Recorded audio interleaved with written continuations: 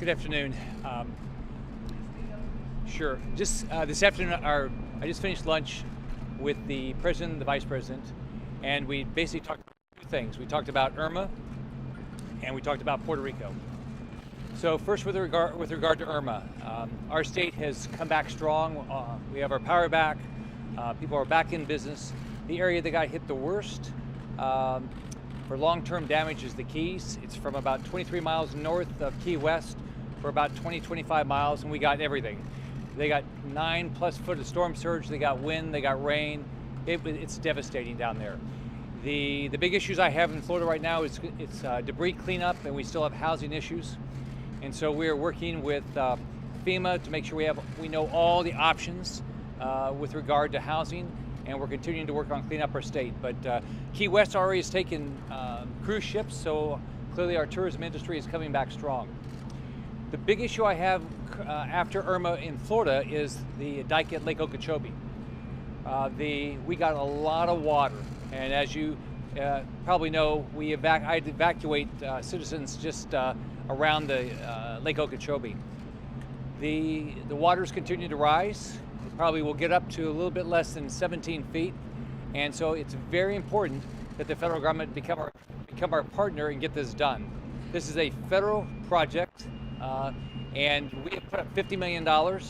I know it's something the president has committed to be a partner in, and so I just want to make sure we accelerate everything we can to get the repairs of the dike done as fast as possible. Yesterday, I visited with Governor Rossello and did a tour of Puerto Rico. It's totally different than the issues we dealt with in Florida.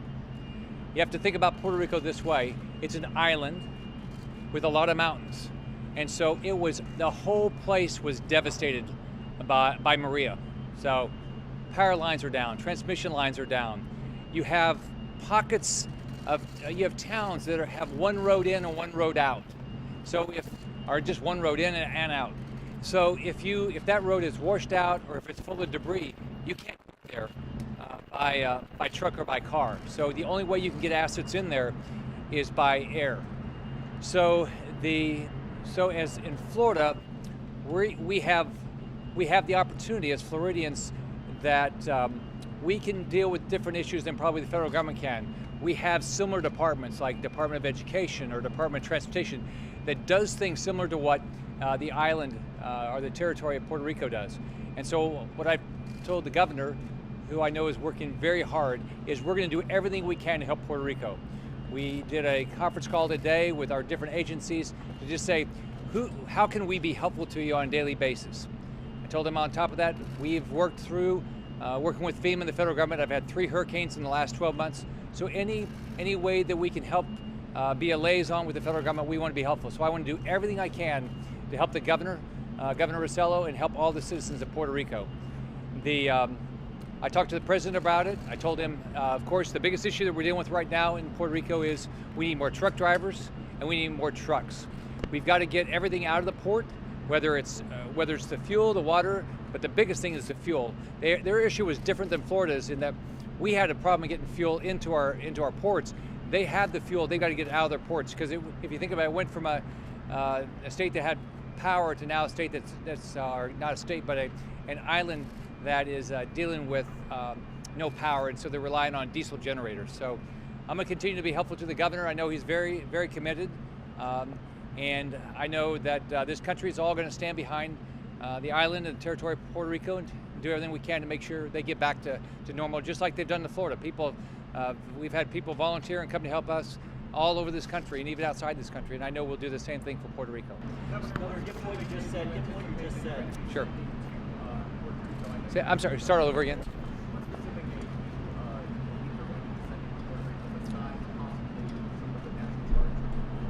So what we're doing is we're going to respond to whatever the governor asks, all right?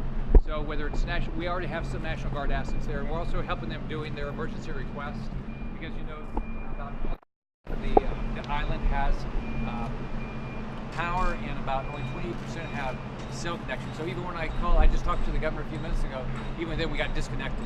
So it's hard. We did a conference call this morning with our agency heads, and that got disconnected. So we're having a lot of communication problems. But we for sure are going to doing that.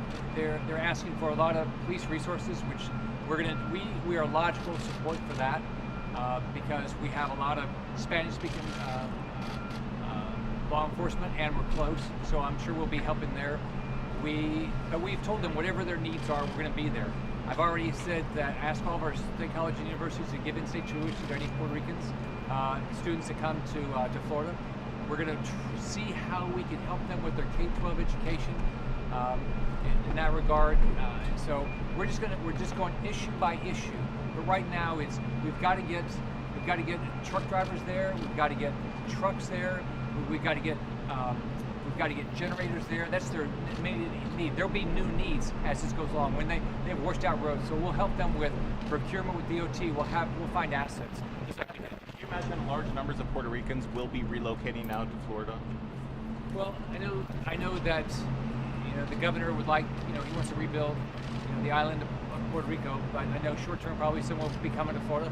We will do whatever we can to whether it's shelter, school. We've already been talking to in our K-12 system. If we have Puerto Rican students come, how we're going to make sure they get in the right schools and all these things. So we'll deal with each of those issues as they come up. As you know, the flights are just starting to pick up out of Puerto Rico. I flew out of there yesterday, and they were just starting to pick up more flights every day. So we'll see how many people come. I assume some people will be coming, and we'll accommodate them the best we can. We'll deal with each of their issues. Each family will have their issue, whether it's shelter or education or jobs. All these issues we'll try to deal with. Governor, What's the long-range forecast for the orange crop? I mean, that's a big part of your economy. What's the long-range forecast for the orange crop in Florida? I know you're worried about it. Sure. Our citrus industry got really hit hard. From talking to the individuals in the citrus industry, this was, as you know, we've had greening issue, and so we've seen a pretty big drop in our citrus production. This year, they were telling me they were pretty optimistic that this year we'd see an increase, but they lost a lot of this. So I'm working with the individuals in the citrus industry to figure out what can we do to help them get started. But this is going to be a tough year for our citrus industry. My goal is we got to make sure we bring them back. It's a big part of our economy, and so I'll do everything I can. Governor, State Senator Torres today accused you of doing nothing more than State Senator Torres today accused you of doing nothing more than what he called photo ops with Puerto Rico. Can you lay out more specifics about what you're going to do and also respond to that? And he says that you never enumerated what the state was going to do.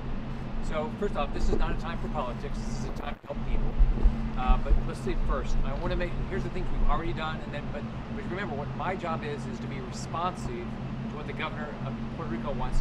He's going through an unbelievable crisis, and so as he finds his needs, I will do everything we can. But what we've done so far is, so if you have Puerto Rican students that come to our state for college or university, we will get you in-state tuition. That's what we're working on. One. Number two, we've gone through our ports. We have 15 ports. So if you go from Jacksport, which does a lot of the shipping to Puerto Rico, I've been talking to our ports. How can we get more product there? Whether it's the generators or whether it's going to be support services, how can we get more? So I've talked to Jacksport, Port Canaveral, Everglades, Palm Beach, and Miami. I've been talking to both the ports and individual ships.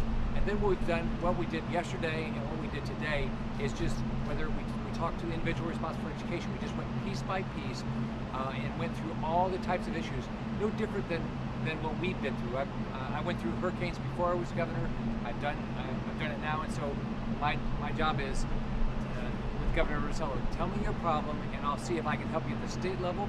If you need a liaison with the federal government, help there, or if something in the private sector.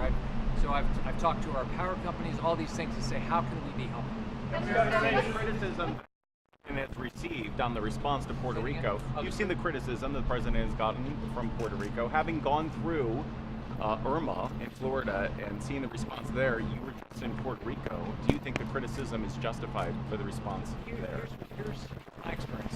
The president gave us a pre-landfall declaration. That was significant to us. During Irma, he gave us a major declaration during the storm. We've had a very good relationship with FEMA through this whole event.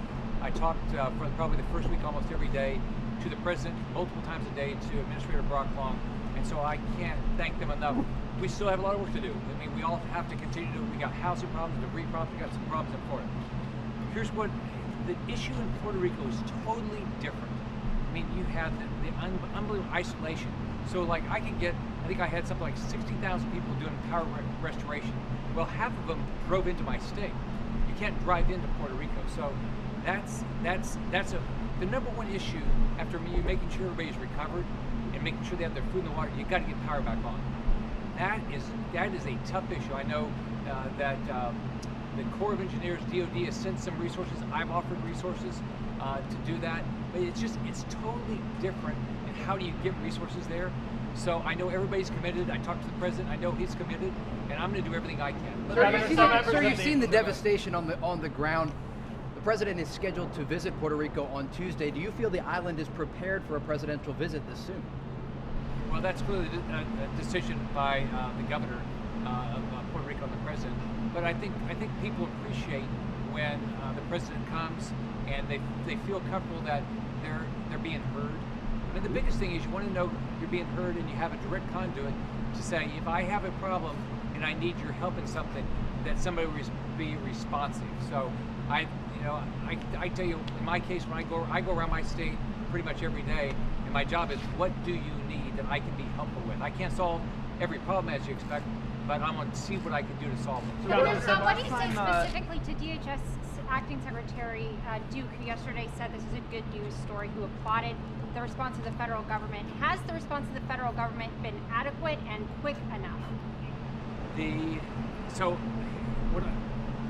What I've seen is, every time I talk to the president, I was with the president before Maria hits. He was down visiting South Florida. I was with the president then. He was already talking about Puerto Rico before Maria hit. He was constantly in contact with me.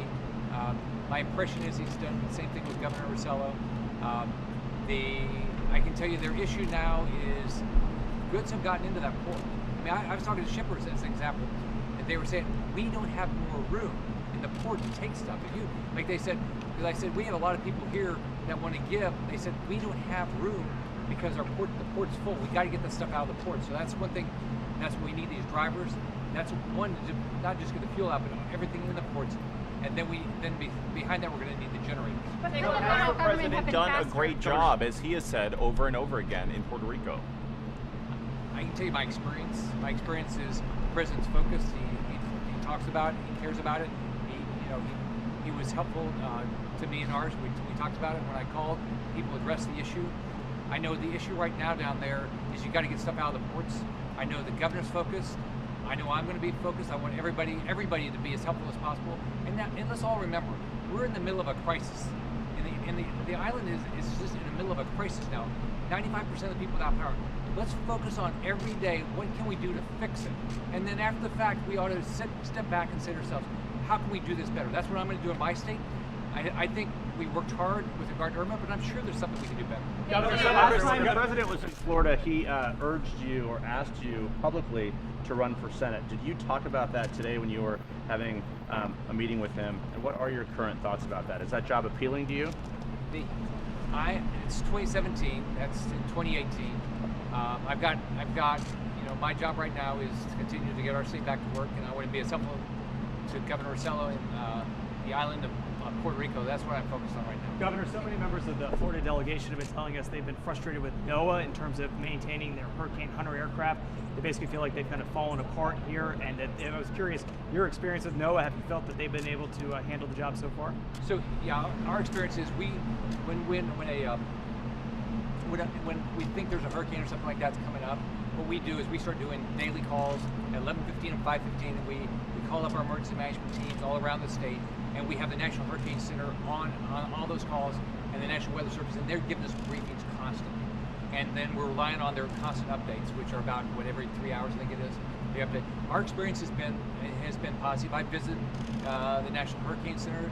I've had a positive experience. I've not had issue. Now this year, as you know, they've been trying to help us figure out how the numbers on storm surge, and so I think what they're doing right now is looking at the data after Irma to see how good their numbers were. So, but my experience has been positive. Thank you.